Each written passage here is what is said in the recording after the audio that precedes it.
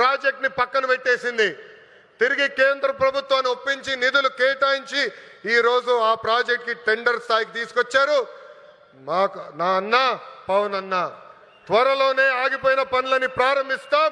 ప్రతి గడపకి కుళాయి ద్వారా తాగునీరు కూడా అందించే బాధ్యత కూటమి ప్రభుత్వం తీసుకుంటుందని ఈ సభాముఖంగా తెలుపుకుంటూ ప్రకాశం జిల్లా ప్రజలందరూ ఒకటే కోరుతున్నా, వైకాపా పరిస్థితి చూస్తుంటే జాలేస్తుంది. వాళ్ళు పని చేయరు, పని చేయాలనుకున్న వాళ్ళ చేత పని చేయనీరు. ఈరోజు కొత్తగా చెప్తున్నారు ఈ ప్లాంట్ల ద్వారా ఏదో అయిపోతుందని. వాళ్ళని అడుగుతున్నా, మీరు ఇంట్లో గ్యాస్ సిలిండర్లు వాడరా, కట్టెపొయ్యిలు వాడుతున్నారా? ఆ గ్యాస్ తయారు చేసే ప్లాంట్ ఇది. ఎందుకు మీరు అపోహలు కల్పిస్తారు? రండి, ప్లాంట్ చూడండి, వెళ్ళి మీ నాయకుడు చెప్పండి. అంతేగాని ఈ ప్లాంట్కి అడ్డు పడితే ఎర్ర బుక్లో మీ పేరు ఉంటుందని ఈ సభాముఖంగా వైకాపా నాయకులు నేను హెచ్చరిస్తున్నా.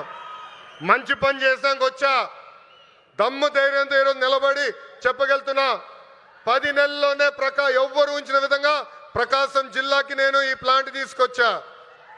అంతేగాని తప్పుడు ప్రచారం చేస్తే నేను మిమ్మల్ని వదిలిపెట్టనని ఈ సభాముఖంగా వైకాపా నాయకులకు నేను హెచ్చరిక చేస్తూ,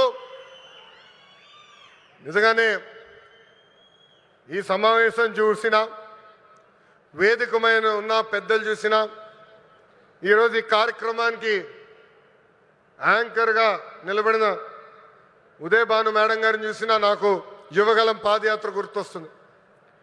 ఆనాడు బీసీ గర్జన పేరుతో నేను కార్యక్రమం పెడితే ఉదయభాను గారు స్వచ్ఛందంగా వచ్చి ఆ కార్యక్రమానికి యాంకర్గా నిలబడ్డారు.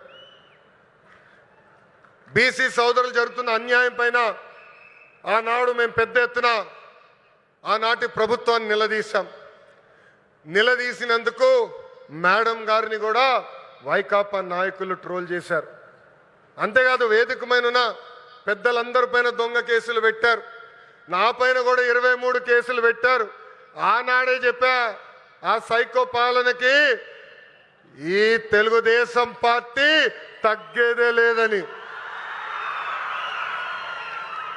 వాస్తవంగా ఈరోజు ప్రజలకి స్వాతంత్రం వచ్చింది.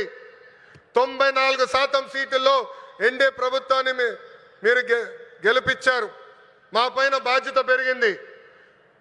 మీకు 6 నిమిషాలు కష్టపడతాం, మీకు అండగా నిలబడతాం, మీకున్న సమస్యలు పరిష్కరిస్తామని ఈ సభాముఖంగా హామీ ఇస్తూ, ఇక్కడ పెద్ద ఎత్తున తరలి వచ్చిన తెలుగుదేశం పార్టీ కార్యకర్తలు కూడా ఒక విజ్ఞప్తి చేయాలనుకున్నా. ఈరోజు వాస్తవంగా రిలయన్స్ కార్యక్రమానికి వచ్చా. గతంలో మీ అందరు చెప్పే, ఎప్పుడు నియోజకవర్గానికి వచ్చినా మిమ్మల్ని అందరినీ కలుస్తా, మీతో కూర్చుంటా, మీతో ఫోటోలు దిగుతానని హామీ ఇచ్చా. త్వరలో మళ్ళీ IIITకి శంకుస్థాపన వేసేదానికి నేను వస్తున్నాను. ఒక రోజంతా మీతో ఉంటా. అప్పుడు ఉత్తమ కార్యకర్తలను కలుస్తా. ప్రతి కార్యకర్తతో నేను ఫోటో దిగుతాను. ఈరోజు మళ్ళీ తిరిగి నేను గౌరవ